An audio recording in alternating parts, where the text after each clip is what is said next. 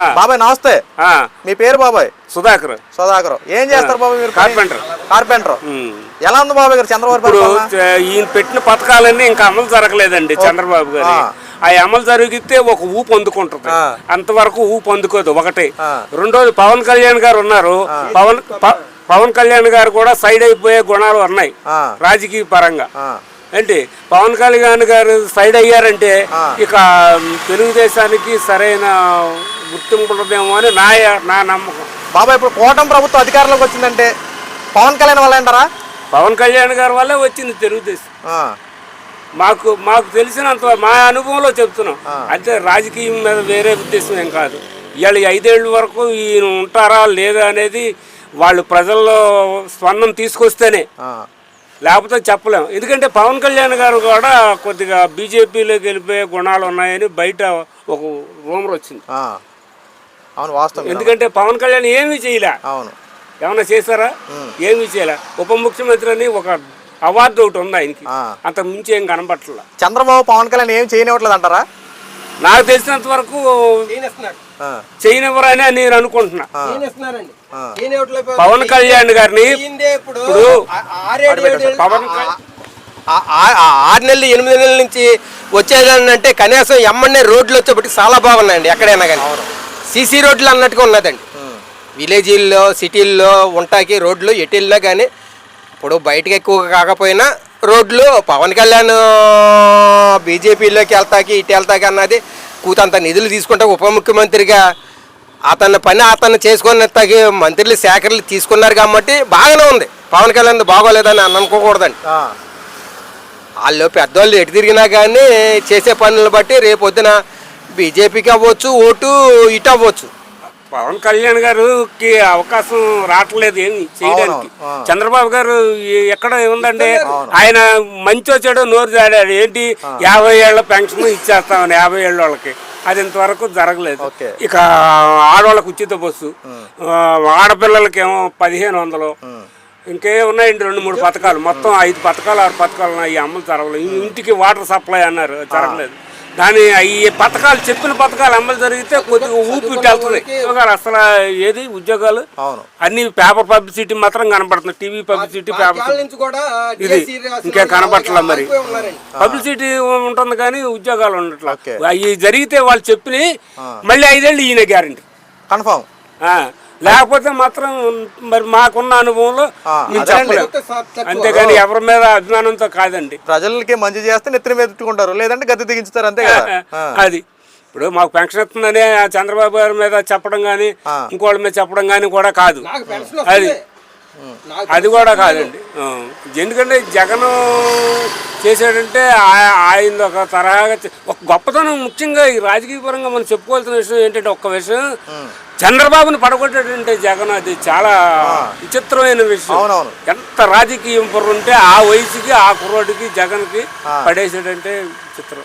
ఇప్పుడు చెప్పుకోవాల్సిన విషయం జగన్ ఒక్క విషయం, అంతేగాని జగన్ గారు బాగా చేశాడా చేయలేదనే విషయం వదిలేద్దాం.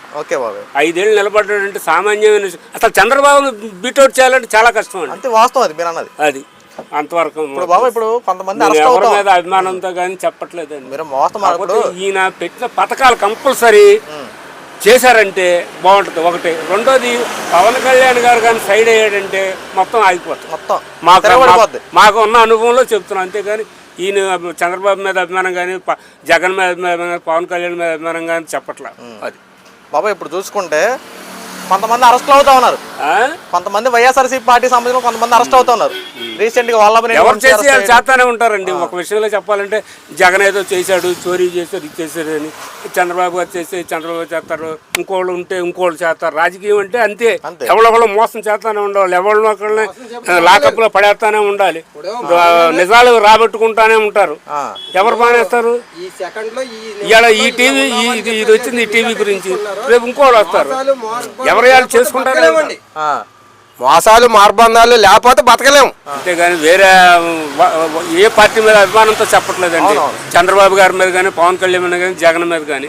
అయితే విచిత్రం ఏంటంటే, మాకు ఇంత అనుభవంలో విచిత్రమైన సంఘటన. మేము ఇందిరాగాంధీని చూసాను, జలగం వెంకటరావు గారిని చూసాము, వైఎస్ రాజశేఖర్ గారు చూసాము. వైఎస్ రాజశేఖర్ చేస్తే అసలు నెంబర్ 1 అన్నమాట. అసలు ఎక్కడ ఎటువంటి దుష్ప్రచారం లేదు. వైఎస్ ఏమన్నా జగన్ కూడా చెప్పట్లేదు. జగన్ వైఎస్ కొడుకైనా సరే జగన్ కూడా చెప్పట్లా. ఎందుకంటే వైఎస్ అంతా నిర్మలంగా లాగేశాడు రాజకీయం. వైఎస్ జగన్మోహన్ రెడ్డి గారు రాజన్నలా పరిపాలన చేశారంటారా 5 సంవత్సరాల్లో? వైఎస్ రాజశేఖర రెడ్డి పరిపాలన కావాలని చెప్పి అందరం ఓటేసాం మనం జగన్మోహన్ రెడ్డి గారు. గత 5 సంవత్సరాలు జగన్మోహన్ రెడ్డి గారు ఆయన ఫీల్డ్ అయిందే, ఈయన ఫీల్డ్ ఇది. ఆయన ఇందులో కలపడానికి వెళ్ళేదండి. ఆయన రాజశేఖర్ గారు దేవుడు అండి. అవునవును. రాజకీయ పరంగా చెప్పుకోవాలంటే ఫస్ట్ తల్లి ఎవరో ఇందిరాగాంధీ. మాకు 63 నుంచి నేను చూస్తున్నా, 1963 నుంచి చూస్తున్నాను. ఆవిడ తల్లి, ఆవిడే ప్రజల్లో మాట్లాడే హక్కు తీసుకొచ్చింది. దున్నేవాడిదే భూమి అంది. ఆ రోజుల్లో పాలేరులు మొత్తం మానిపించేస్తారు భూస్వాములు. భూస్వాములు అంటే ఏ క్యాస్ట్ అయినా సరే ఆ భూస్వాములు అందరూ కూడా పాలేరులు మానిపించేసి డైలీ కూలికి పెట్టుకున్నారు. ఆవిడే తీసుకొచ్చింది. రెండోసారి రామారావు గారు వచ్చారు. రామారావు గారి టైంలోనేమో ఆయన పేపర్ చదవడం మొదలెట్టారు. అందరూ 4 పావలాలు వేసుకొని నలుగురు కలిసి ఆ పేపర్ కొనుక్కొని చదవడం మొదలుపెట్టారు. రామారావు గారు కూడా కుడియాడంగా తోసుకెళ్ళింది. కానీ ఒక్క మాటలో చెప్పాలంటే వాళ్ళు వైఎస్ గారండి, ఇందిరాగాంధీ తర్వాత అందరూ కుడియాడంగా తీసుకోవాలండి. బాబు గారు ఇప్పుడు ఎవరి మీద మేము అభిమానంతో చెప్పట్లేదండి. అది వాస్తవం. ఇప్పుడు మరి జరిగిన ప్రాక్టికల్ 1963 నుంచి పేపర్ చదివేవాడిని. ఓకే. నేను 1963 నుంచి పేపర్ చదివేవాడిని. తర్వాత 83 వచ్చేపాటికి ఈ తెలుగుదేశం స్థాపన జరిగింది నాదెండ్ల భాస్కరరావు యాన్వర్లో.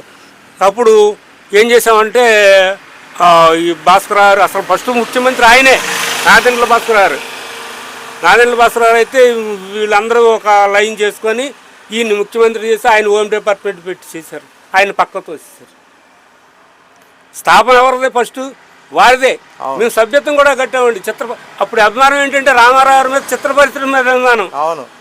ఏది 63 నుంచి.